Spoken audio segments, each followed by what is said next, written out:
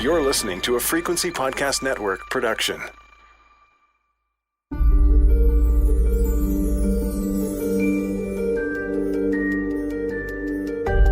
I'm Laura Palmer, and this is Island Crime, Season 2, Gone Boys. When you say these incidents are linked, you're talking about they're victims of a serial killer. And we know a fair bit about how serial killers hunt, how they choose their victims, their patterns. People don't just disappear.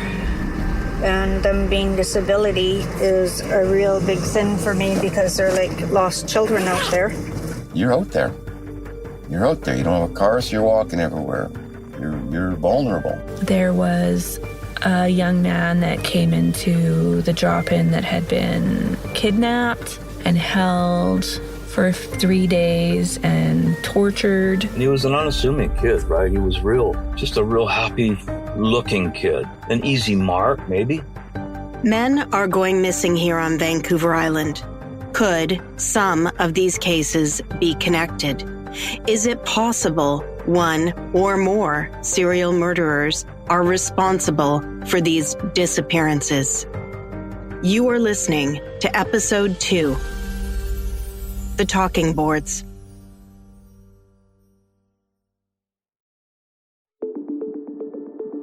In this episode, you'll hear about the youngest of the missing men, a boy really, and the earliest of the cases I'm looking into. Desmond Peter is just 14 when he vanishes alongside the highway in 2007. I want to ask questions directly to the officers in charge of Desmond Peter's case and the investigating officers for the other cases as well. But it is Corporal Manso who first agrees to speak with me. We trade emails and speak on the phone a few times before we connect over Zoom. I'm Corporal Chris Manso, and I'm the Division Media Relations Officer for the BC RCMP. Corporal Chris Manso is the go-to guy for journalists wanting to speak with the Royal Canadian Mounted Police about a case on Vancouver Island. Do you have any sense of why BC, at least on the surface, appears to have more missing people than other parts of Canada? I would say that some of it is just the geographic nature of BC. We have a lot of lakes, we have a lot of forest that bring a lot of people to BC, and some people just want to pack up and leave the life that they have and start a new one, and there's nothing wrong with that as well. So tourists also come here maybe not prepared for lakes and forests and oceans. So we have people who come in from other areas who do go missing here as well. So how unusual is it for someone not to be found, for a case not to be resolved, and for it to remain, after a year or more, someone to still be missing? It's very rare. The amount of foul play missing person cases is very low, and most of the long-term ones are either people who do not want to be found. They're alive and well, don't want to have any contact with friends or family, and just decided to move on. But for those who don't want to be found, and I've investigated several of those in my career where they just don't want to have any issue or any contact with friends or family or work. I've had enough of where I am. I just want to pick up and leave. And sometimes they're found months later and they're in a different province. One was found in a different territory, and have to send a member out there to speak to that person. Yeah, I don't want to be found. I don't want to have any contact with that family member. So our duty is to contact that family member and say, yes, we've found your friend, your family member. They're in good health. And that's it. And we won't divulge their location or what's happened to them per the request of that person who's moved away. Wow. Okay. So that's interesting. I guess I had assumed that in the cases of people who had been missing for some time, the likelihood that they would have picked up and, just gone off and established a new life for themselves was low. But you're saying that's happened. Yeah, absolutely. It's rare, But it happens. We have to remember that being a missing person isn't a criminal offense. So if that person says, yeah, you know what, I had falling out with my spouse, brother, sister, mother, family drama, friend drama. I now want to lead my new life in my new town, and I want to have nothing to do with them. Again, it's rare to have that happen where someone will pick up and just start a new life, but it does happen. That possibility, that hope that one or more of the missing men could be alive and living a new life is something family members cling to.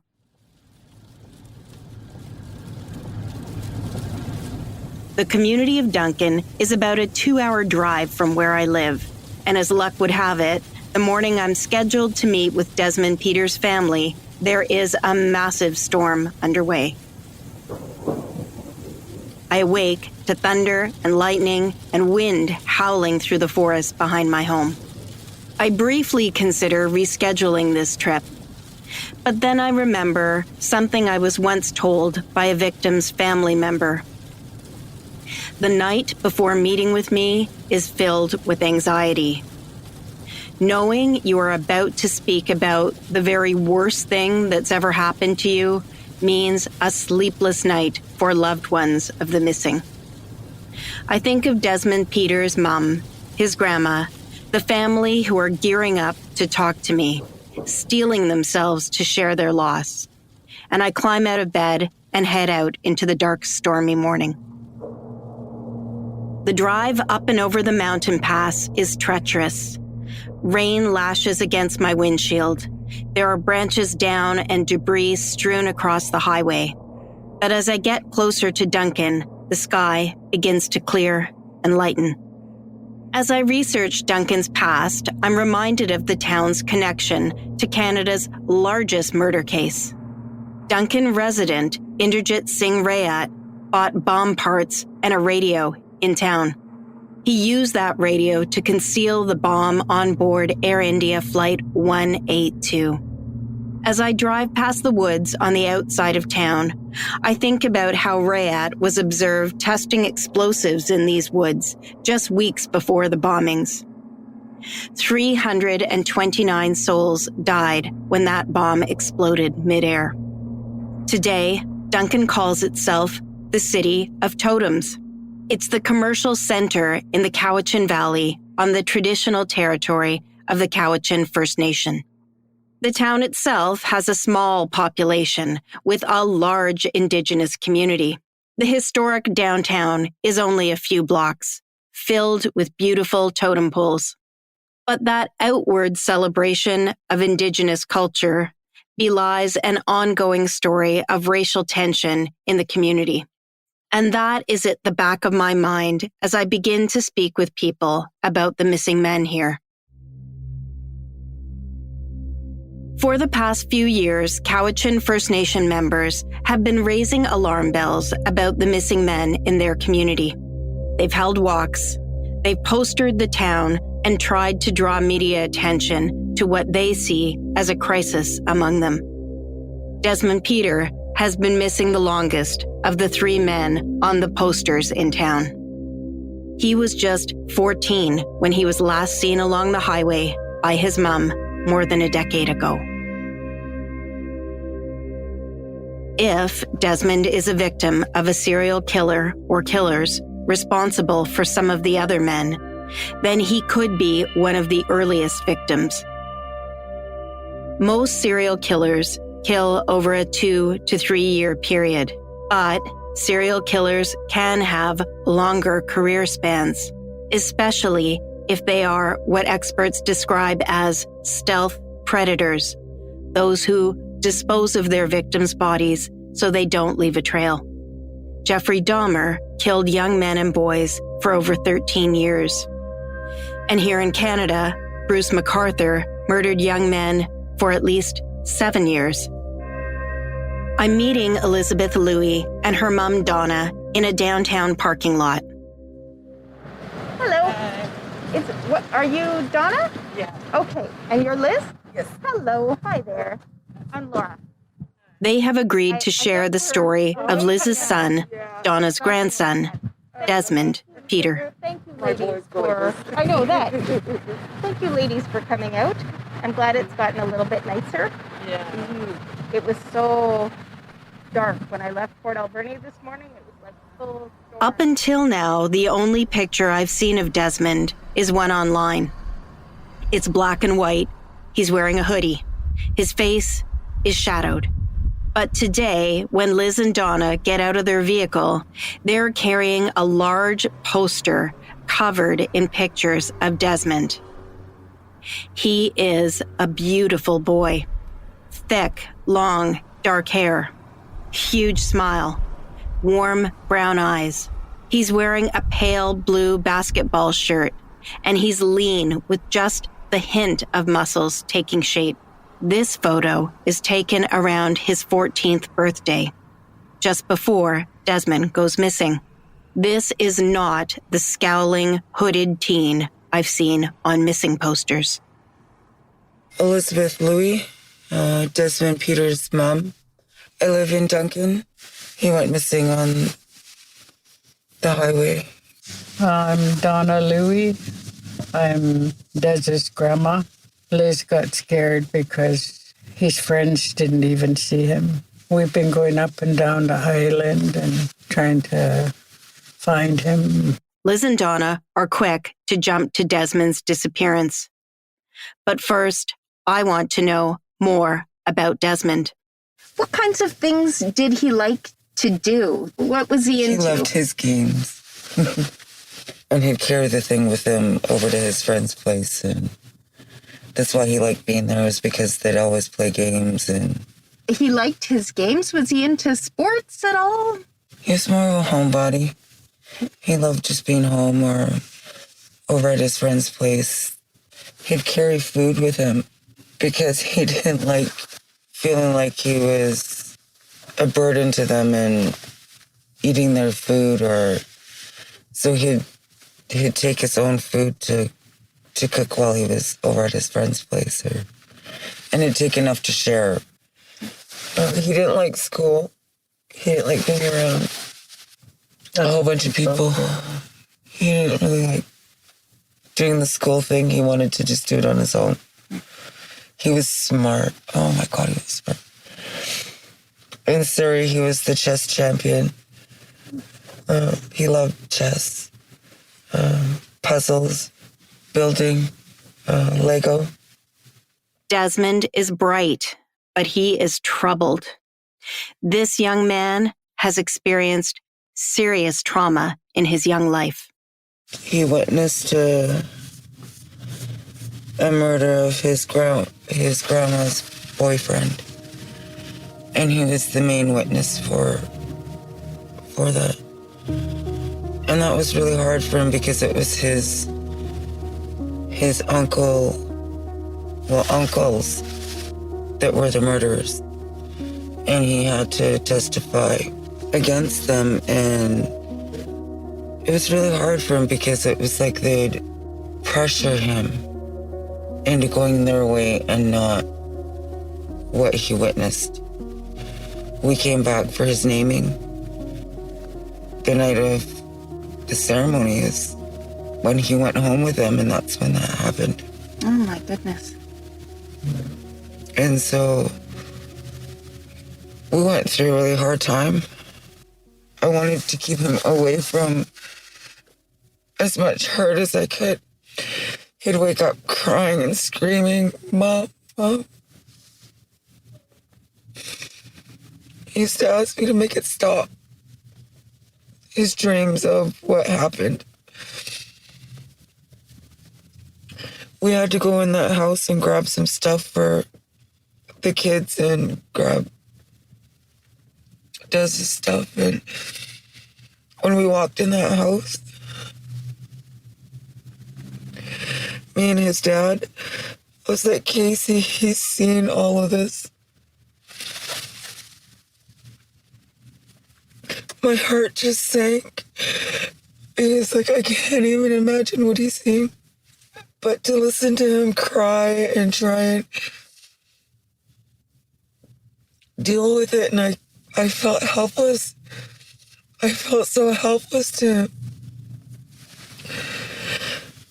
I went like everywhere to try and get him help. How old was he at that point? 4 years old. Oh, he was just a little guy, hey? Yeah. Okay. Desmond's early life is far from easy. A witness to murder, his trauma haunts him. His parents have split, and his home life is unstable. Can you talk to me a little bit about the period just before he goes missing? What is going on in his life at that point? How's he doing? He was upset with me because he wanted me to come home and he wanted to live with me. He was in my mom's care, him and Marcus. I wasn't going to lose him to the ministry, so I signed him over to my mom. And that went on for a few years. And he was upset with me and wanted me to sober up and get my own place and start taking care of them again. I was so ready to do it. And I was telling Des, as soon as I get home, I'm going to go back to work. I was working part-time at the post office. And I told him, I said, I'm going to get another job. I'll get my own place, and then hopefully you guys can come home to me. That was our plan. That was what we had planned. He knew what we were going to do. So 3 weeks after I get back from treatment is when he went missing. Things were good. Like, he was going to the Providence farm. He was doing a program there. And then pay him for... He didn't like how much, though. It was too much work for cutting wood and doing stuff around the farm, and then he had the academic part. So he was doing that, and he was doing good. This smart chess-playing kid is participating in a therapeutic work program at a nearby farm. He's trying to move on from that trauma in his early life. His mom is working to pull her life out of addiction for herself and her family. You talked a little bit at the beginning about that period right away, but at what point did you really become concerned? When I seen him on the highway. And when you saw him on the highway, what was he doing at that point? I was wondering why he was on the right side of the highway going towards Victoria. Because usually he walked on the side road on the left side. So it was like he was walking towards town. And we were turning in the inside lane. And he was just a little bit further up. So I went 1 minute and I said, I'll turn around. We tried turning around at Farmers, but there's too many cars, so we kept going. Turned around at the Cow Bay turnoff and came back, and he was gone. And then that's when we called the police. And they labeled him as a runaway. And to give it a day or two or so. Yeah. And then if he's still not home, to contact them. And I told him he's not a runaway. I said he wouldn't do that. He wouldn't just... I said he always came home every second day. It was his routine. He knew. And he needed that routine. Yeah. I couldn't say his name for the longest time. Every time I said his name, I'd fall apart. I couldn't sleep. I couldn't eat. I couldn't function for I don't know how many years. It's just been recently that I've been able to talk about him. I've been able to function somewhat. In the months following Desmond's disappearance, there are reports he is seen in different places on the island or on the mainland. The family drops everything each time. but nothing comes of it. Liz describes a feeling of living on hope, but being slammed against the wall over and over. When was the last time you spoke with the RCMP, and what have they told you about the investigation now? About 3 weeks ago, they came, asked us if he'd be in Vancouver, hanging around with. Oh, in the gay community. And I wonder why.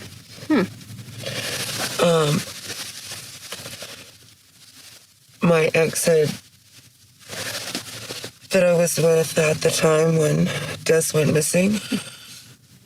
There was rumors of him and his son saying stuff about my son. And so we kept trying to get the RCMP to talk to them. And they wouldn't talk to them until just recently. He talked to them and said that one of Des's friends told him that he's okay and that he's in Vancouver in the gay community and doesn't want to be found. Well, wouldn't that be amazing if that was true? My God. Yeah. Huh. I've heard a lot, right? Mm-hmm. But growing up in a community that didn't believe in that. So I don't know what to think. Like, it doesn't matter to me. I just want him home. I miss him and I love him so much. This idea that Desmond could be alive and living in Vancouver's West End is an incredible possibility to consider. And that farm where Desmond was working is a therapeutic space with programs for people with mental health and developmental disabilities. I make a note to ask whether any of the other missing men worked there.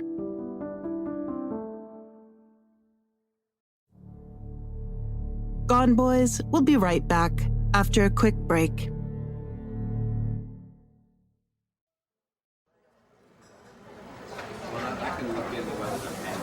After the interview, we talk for a time and have lunch, getting to know each other a bit. I like these women a lot. There is an easy, relaxed atmosphere, despite the reason I'm here. They tell stories and laugh. I'm jealous of Liz's deep, throaty voice. I tell her she would make a great radio host. As we leave, Liz asks me if I would like to speak with Casey, Desmond's father. She calls him up, and he agrees to speak with me. I meet Desmond Peter's father outside a 2-story home on a busy road in the shadow of Mount Suhalem. I pull into the front yard. There is no driveway, just a stretch of gravel meeting a bare patch of lawn. Desmond's dad emerges wearing an oversized t-shirt and baggy shorts. He moves slowly, holding tightly to a full cup of coffee. He is younger than I am, but honestly, you wouldn't know it. Life has not been easy for him. Oh, hey there. Good morning. Sorry, I'm a little bit late. Oh, no, okay. I think that lady's here. If it's okay with you, we'll do the interview in the back of my car. Desmond's dad sits in the back seat of my car, and before we even get a chance to properly introduce ourselves, before I've talked to him about recording an interview, he quickly launches into a story. It's like he's been waiting to share this information for some time. He tells me in the period after Desmond goes missing, a psychic is brought in. The psychic says Desmond was in an argument with 2 other boys down by the river. He owes one of them some money, and the boys want Desmond's MP3 player, a Christmas gift from Casey. Desmond falls and hits his head on a rock and drowns while the boys look on. And then he shares something that sends shivers up my spine. In his Indigenous culture, there is an ancient traditional practice which allows people to speak to the departed through the use of cedar boards. He believes Desmond is on the other side because of what he learned from the sacred talking boards. And right about then, his coffee spills all over the backseat of my car. He dashes into the house to find a cloth. I think he's probably grateful for the break to collect himself. He's already a little shaky. Once he returns and the tape is rolling, I ask him to repeat the story of the talking boards. But he hesitates. He isn't sure he's permitted to speak about this practice. I respect that, and I press him no further. Besides, we have a lot of ground to cover. Desmond, Casey, David, Peter. I met Elizabeth in junior high school. She was my high school sweetheart. 8 years of my whole teenage life, it was with her. We had the one child, our son, Desmond. He was 18 when my son was born. When Elizabeth passed along your name to me, she called you Casey, but you just introduced yourself as Desmond. So I didn't realize Desmond, is he named after you? Actually, we're both named after my father. Did Desmond have an Indigenous name as well? Yes, he shared my late father's name. His name was Saich Namet from Salmonette. The name comes from West Saanich, Moore's family. It's a beautiful name. Could I ask you to say it again? I just want to make sure I'm hearing it properly. Saich Namet. Beautiful. Saich Namet from Salmonette. I'm not fluent in Hokuminum. I know all our names have a meaning, but I don't know them. My name is Shulchkanum. I'm sorry, because I don't know that much about, lots of our language is lost. Desmond Sr. is apologizing for not knowing more of his language. But he has nothing to be sorry about. Indigenous languages were suppressed as part of a process of colonization and assimilation. We know now that loss of language and culture had deadly impacts on the identity and mental health of Indigenous people in Canada. The erosion of Indigenous culture has been linked to alcoholism, depression, and suicide, something to consider as you listen to Desmond's description of his son's early years. See, it wasn't easy. We were young, dropped out of school. Sorry to say, it was lots of partying. Spent most of his early years with her mom, staying at her house. We were young, didn't finish school, and too much drinking. For me, there was lots of alcoholism and denial about everything. So you guys are really young when Desmond is born. Do you have any memories that stand out for you about what he was like as a little guy? He was always happy. Everybody loved him. I only knew him up until he was only 4 or 5, and then Liz moved away to Surrey. He was quite young when the tragic. Another thing I never talk about, what happened in this house. Liz has told me about the murder Desmond witnessed as a child, but I didn't appreciate the murder took place in the home where Desmond Sr. still lives, where I have met him today. And I have to say, it's the strangest feeling to sit with this man just outside the home where a savage murder took place and listen as he describes the banality of the horrific circumstances. It happened on the night. In our culture, after 4 years, we have a memorial for our loved ones, our dearly departed loved ones. We have a memorial, they call it, where you get one his closest friends. One carries the picture, one shines the flashlight on it, and they walk it all around the big house for everybody to see. Memorial is your final goodbye to the loved one. It was the night of the memorial, my dad's memorial. Show the picture, give out the gifts, feed everybody. Family's the last to eat at the memorial. Family's supposed to stay right till the end. Me and my Uncle Derek are mad. My mom and auntie left. As soon as they finished eating, they left, walked out the door. They came back here, and they were drinking. My brother and my cousin were here with them. My mom and her boyfriend were drinking. They had their own beer. My brother and cousin were the first ones to finish theirs. And my mom and Larry had more beer than anybody, so my brother was asking him for beer. But Larry said, no, it's mine. And Larry refused to give him beer. They were getting mad, trying to get aggressive, I guess. They told him to leave, so they got up. They pretended to leave. They walked down the road, went to go see one of the local drug dealers trying to get some drugs off him. But they couldn't get that either.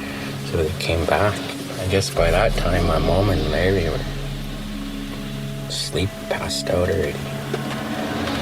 And they went in and they beat him up. My mom told the police that she don't remember anything.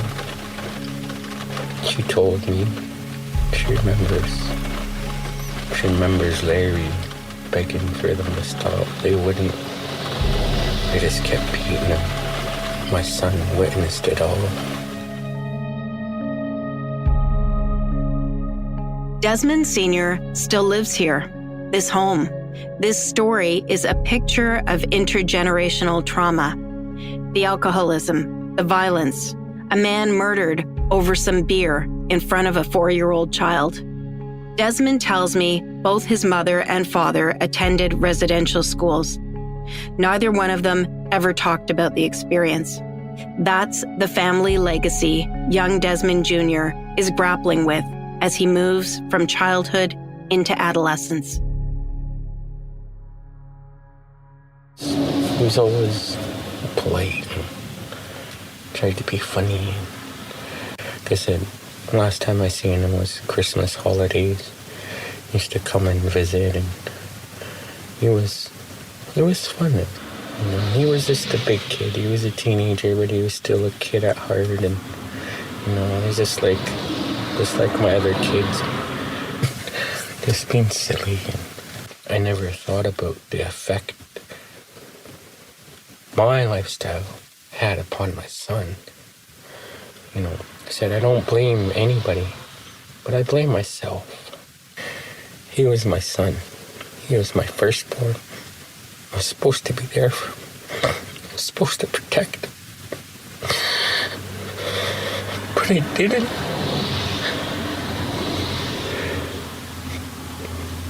I wasn't there. I was hardly ever there.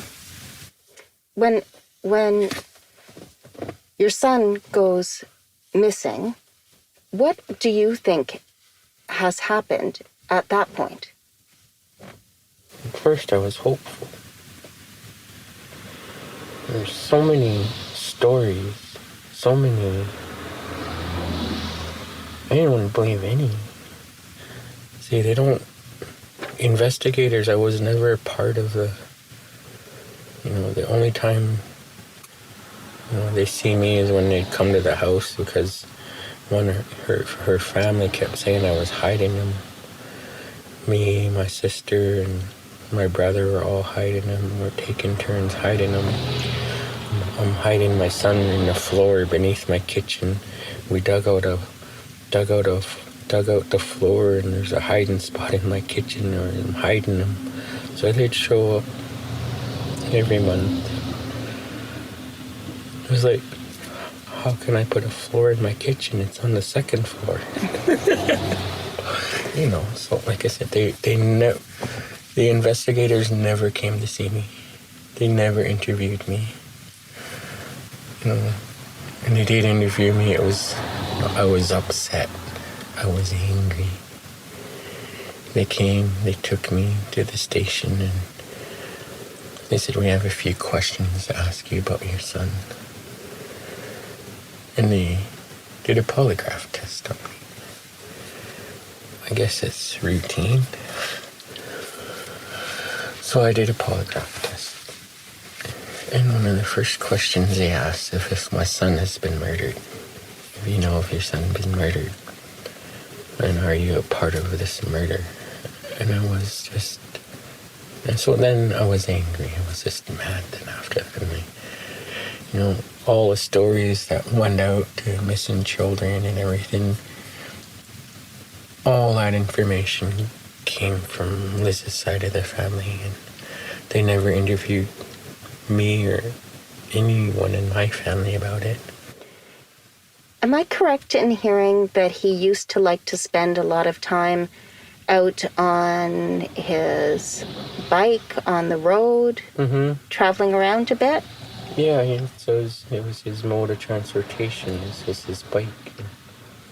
The last place Liz saw him was on the highway. He was heading to town.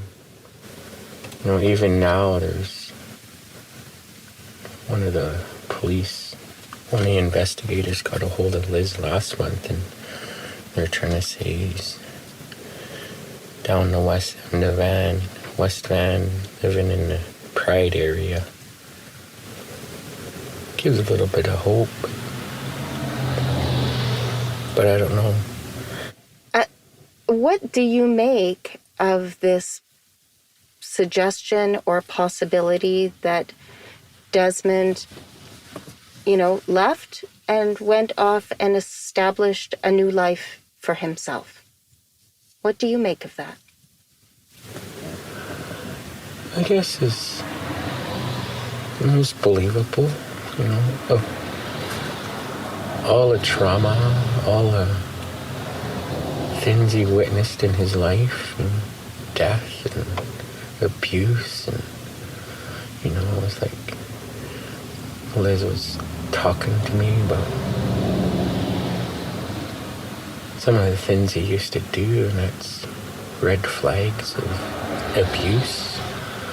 She never talked to anybody about it. She told me, and it's like I didn't know what to do, who to tell her. Sorry, what are you referring to there? I'm not familiar with that. Him exhibiting behaviors that he'd been somewhat maybe sexually abused. Oh, that he had been abused. Mm-hmm. I see. Okay. Like I said, with him running off, starting a new life, it's like, yeah, unbelievable of everything he'd gone through in his young life, and said witnessed death, abuse, neglect, good parties gone bad. So yeah, it would be believable if I didn't believe in my culture and witnessing the ceremonies that we have done on his behalf. And in that world where Desmond is alive and out there, is there anything you'd want to say to him? Just come home. Everybody misses you. Especially your mother. Just come home. Nobody will judge you. I'm just happy to have you home.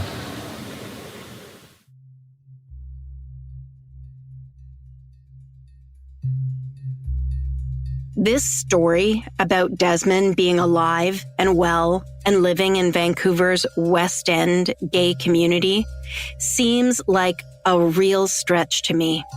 Desmond is only 14 when he vanishes from the side of the highway. His mom believes he was looking forward to her getting out of rehab, to them living together as a family.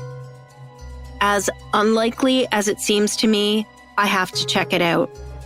I get in touch with an organization that works with two-spirited youth in Vancouver. I explain my unusual request. They listen and agree to consider asking around. But then, nothing. I email and call again. No response. Most likely, they have better things to do than chase what is, in all likelihood, a ghost. But part of me also understands that if they did find Desmond and he wanted to remain in hiding from his family, this organization would be unlikely to out him to me. I begin researching just how many missing people actually do pick up and start over with a new identity. It's really not an easy topic to nail down, but my search quickly turns up to recent examples of men here in Canada who did just that. In one case, someone spotted a man's missing picture and connected it with someone he knew by another name. Turned out, the man didn't want to be in touch with his former friends and family. He'd left his old life for a reason. The other case involves a man on Canada's East Coast who used the identity of a deceased child here on the island and was only discovered after his sudden death of a heart attack. So, it happens. But could it have happened in this case? How hard is it to get a new identity? Turns out there is a company on the mainland that promises just this service. It takes me some time to connect with a man named Anton. And when I do, technical trouble. He can't hear my voice. I could type my questions and then you could simply respond. So we carry on with me typing questions in a chat and he responding. Okay, Laura. Okay, you can type and I'll talk. We offer anonymous living and new identity. We have the ability to help you basically restart your life. I begin by asking why people typically come to him looking for a new identity. He responds with the story of a woman he once helped. A woman who had testified against her Eastern European mobster husband. Her home country didn't offer a witness protection program, so she turned to this company for help. But in general, their clients tend to be middle-aged, older men. Really, they're sometimes just unhappy with their life. Their family situation hasn't gone well. They've had a failed relationship or they're having a hard time getting past it and moving on. And somehow they feel that by changing their identity, they would, they can somehow leave that in their past, their former life, and start a new identity, and that everything will be kind of better by just changing identity. Their life or their situation will be better. I've dealt with a few cases where the person wanted to change their identity, and it was basically to escape their family because so much was expected of them. Okay, and they felt like they had disappointed their family, whether it be school or whether it be jobs or, whatever. They felt they'd been a disappointment and that they really felt like they just needed a new start and they wanted to leave their family behind them. And that's the motivation for them, wanting to change their identity. I mean, it is possible that, and I do believe that some people, they just, all of a sudden, they feel overwhelmed and they just feel like the only way I can, get past this, this kind of block in my life is by changing my identity and reinventing myself. And I do believe there are people like that. If you do that, like you change your identity and you start over again, It's really hard. It takes a lot of discipline. You have to leave everybody you knew, all the people you ever met, everything behind you, okay, and start over again. And if you can just imagine what that's like, it's really, really hard. So there's a lot of people, I don't believe that they, cases where people just said, when they picked up and left. I'm really, in my professional opinion, I think that's really, really difficult to do. I don't think it's probable that they did that. He tells me most of the work they do in this area involves clients who invest in a new citizenship in a foreign country and then change their identities. It's an expensive proposition. It costs hundreds of thousands of dollars. And it normally takes 18 months to 3 years to get that new citizenship. The men whose cases I'm exploring don't have anywhere near this level of resources, not even close. I ask him about simply assuming someone else's identity, like the legendary Frank Abagnale of Catch Me If You Can fame. A number of years ago, it was possible. If you wanted to get a new ID, okay, you would start off with you need a birth certificate, right? So you need a birth certificate of somebody who had been born, but had never gone on to apply for, let's say, a social insurance number or a driver's license, etc. They had just acquired a birth certificate. And how you did that was basically you would go to a graveyard, okay, and you would go to the children's section of the graveyard. And in the children's section of the graveyard, you would find a tombstone of a child that was approximately your age or the age you wanted to be. And you write down the information. And on the tombstone, you'd be looking for date of birth, and then you'd be looking of the day of the death. You'd want a child or the person you're looking at, the tombstone you're looking at, you'd want it to be within a year, okay? So let's say the baby was born in 1960, January, and deceased in September 1960. That would be perfect. So what you do next is you write down that information. So basically all you have is the child's name, you have the date of birth and the date that they died, okay?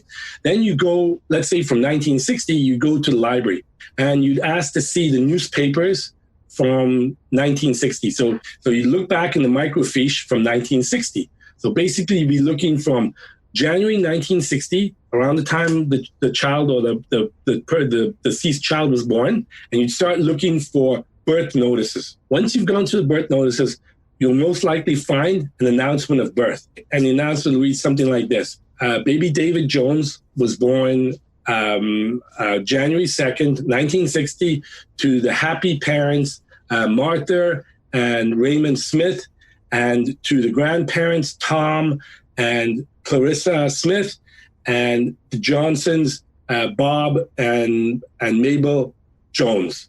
Okay, so right there, you found the mother's maiden name. Okay, so with the mother's maiden name, then you can apply for the birth certificate. Okay, once you're given the birth certificate, then you can start building the ID or your new identity from that basis. Let's just say you were the person who's doing it was 30 years old. So basically, you've got a problem that the identity or the child has been basically deceased for 30 years, and so they've applied for no social insurance number, no driver's license. They've never filed a tax return, anything, no medical card. Okay. So what you do is you simply, when you get the birth certificate, you go to the office, okay, the medical services offices, or in British Columbia, the BC services offices, and you simply apply. And if they were to ask, well, how come, you're 30 years old and you don't have a social insurance number? It seems odd because most people, they get the social insurance number when they're teenagers, right? But you simply explain to them that, well, you've been out of the country. You've been living out of the country and you just came back. Then they'll issue they'll issue basic ID, let's say a BC ID card or a provincial ID card, and then using that you have photo ID, and then you just keep building the rest of your ID. And that was then.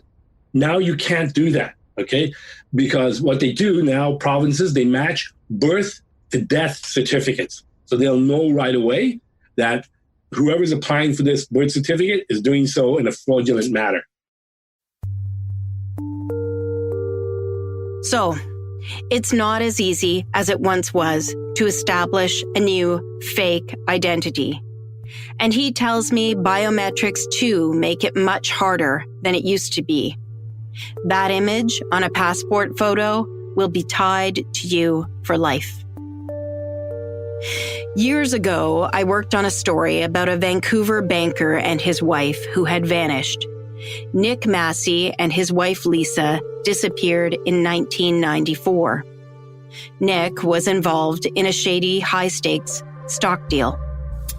I could absolutely see the new life, new identity theory as a possibility in a case like Nick and Lisa's. But the missing men I'm exploring now just don't seem to have the capacity or the motivation to pull off this kind of duplicity. That doesn't mean they couldn't be off-grid, using a different name without going through the hassle of acquiring new social security, ID, or banking. But, as Anton said, that too requires a kind of discipline and determination that I don't really see as likely in a case like Desmond's. Where could Desmond be? This child who witnessed a murder at a young age. This boy who spent so much time with his games, who loved playing chess, was a chess champion. The boy who would take food to his friends to avoid being a burden. Where are you, Desmond Peter? I'm ending each episode of this podcast with a very specific request. There is a lot of information out there I have yet to surface, and frankly, I could use your help. If you are familiar with Vancouver's West End LGBTQ community, is there anyone you know who could be Desmond Peter? He would likely be using a different name. In 2021, he would be 28 years old.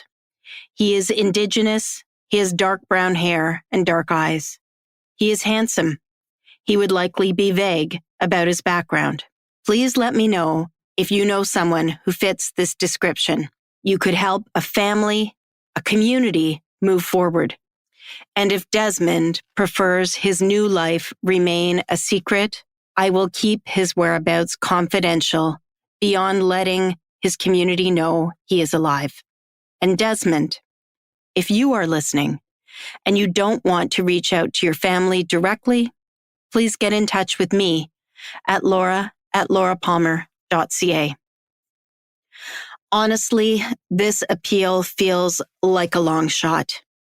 It will be stunning to me if Desmond turns out to be alive and living just across the Strait of Georgia after all these years. I think of the story his father told me of the talking cedar boards, telling him Desmond's spirit was on the other side. If Desmond did meet with foul play, he could be the earliest victim of a serial killer.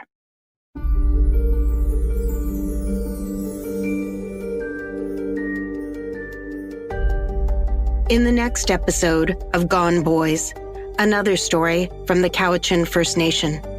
We have set days are teaching. We have a set period for mourning. We have teachings that we follow until our loved one is laid to rest. There's teachings that follow us after the loved one is laid to rest. Those teachings are put there to enable us to allow our loved ones to continue their journey to the other side. We don't know what's going on if we're not following our teachings in our way until we can find our loved ones. And looking and watching for our loved ones that are missing is not going to stop. So can none of those things you described happen for these families until they're found? I guess not. We don't know if they're gone or not. You know, there was talk about following those steps, but the elders cautioned them and said, "You're saying they're dead, are they? if they're not what you're doing, you're pushing them to the other side. I'm Laura Palmer. This is Island Crime, Season 2, Gone Boys. Please take a moment to rate and review this podcast. Those reviews are rocket fuel for stories like Desmond's to reach an audience far beyond this island.